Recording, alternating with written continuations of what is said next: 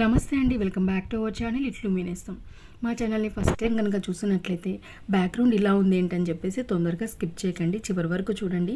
Video నచ్చితే మాత్రం తప్పకుండా లైక్ చేయండి. నేను చెప్పే మ్యాటర్ని తప్పకుండా మీరు వినండి.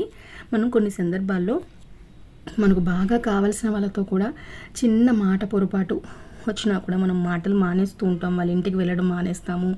వాళ్ళు ఎక్కడైనా శుభకార్యాల్లో లేదా ఎక్కడికైనా చుట్టాల దగ్గర కానీ బయట ఎక్కడైనా కలిసినా కూడా వాళ్ళతో అస్సలు మాట్లాడడం, పలకరించడానికి కూడా ఇష్టపడము, లేదా వాళ్ళు పలకరించినా కూడా మనం మాట్లాడము.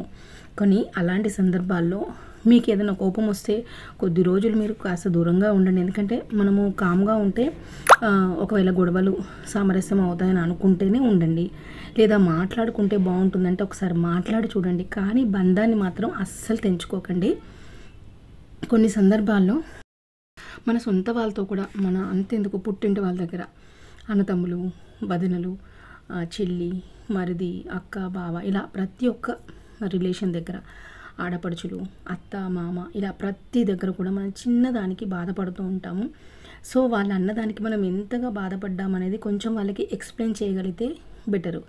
ఒకవేళ వాళ్ళు వినని పరిస్థితిలో ఉంటే అక్కడ కామ్గా ఉండడం బెటర్ నేను అంటున్నాను. కానీ మా ఫ్యామిలీలో మరీ పుట్టింటికి పోకుండా కొన్ని సందర్భాలు అంటే వాళ్ళకి మాకు ఇలాంటి ప్రాబ్లం లేకున్నా వేరే వాళ్ళ వల్ల జరిగిన కొన్ని డిస్టర్బెన్సెస్ వల్ల కొన్ని ఏళ్ళు మేము దూరంగా ఉండవలసి వచ్చింది. తర్వాత మళ్ళీ అనిపించింది మనం ఏం మిస్ అవుతున్నాము, కలిసి ఉన్నప్పుడు కలిసి ఉంటేనే బెటర్ కదా అని చెప్పేసి మేము మళ్ళీ ఆలోచించుకొని ఎన్నిసార్లు వాళ్ళు రమ్మని పిలిచినా కూడా ఏడ్చిన సందర్భాలు ఉన్నాయి. పిల్లలు పెద్దగా అయిపోతున్నారు. సో మేము సర్ప్రైజ్ ఇద్దామని చెప్పేసి మా పిల్లల్ని తీసుకొని ఇంత అర్ధరాత్రి బయలుదేరాల్సిన అవసరం ఏంటి అని అనుకోవచ్చు. కానీ మా వారి ఆఫీస్ పని అయిన తర్వాత 9కి ఆయన కాల్స్ కంప్లీట్ అయిపోయిన తర్వాత మేము 9కి బయలుదేరామండి.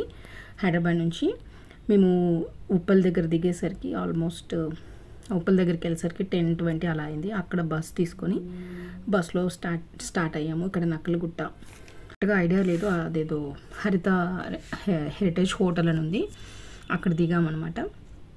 అక్కడ నుంచి అసలు బయట ఎంత కామ్గా ఉంచుడండి. ఈ టైంలో మేము జస్ట్ కొంచెం నడవగానే అమ్మ వాళ్ళ ఇల్లు వస్తుంది, అక్కడికి వచ్చేసాము.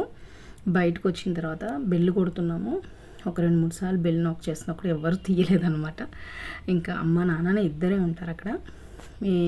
మా బాబు కాల్ చేశాడు, అన్న తాతయ్య ఒకసారి మీరు డోర్ తీయండి, నేను మీకు హోలీకి ఒక గిఫ్ట్ పంపించాను, డిటిడిసి వాళ్ళు మాకు కాల్ చేసేసారు, మీ అడ్రస్ దొరకట్లేదంట, ఒక్కసారి మాకు కాల్ చేశారు, ఇప్పుడు మీ ఇంటి ముందే ఉన్నారంట, గిఫ్ట్ తీసుకోండి తాతయ్య అని కాల్ చేశాడు.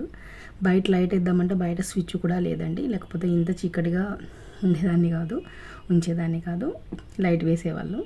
కానీ మళ్ళీ మా ఫాదర్ లోపల నుంచి లైట్ వేసి అప్పుడు వచ్చారనమాట. అసలు వాళ్ళ కళ్ళల్లో ఆ సంతోషం చూడాలి. కంప్లీట్గా నేను వీడియో తీయలేదు, ఎందుకంటే పడుకొని వాళ్ళు అప్పుడే లేచారు కదండి, 1 అవుతుంది.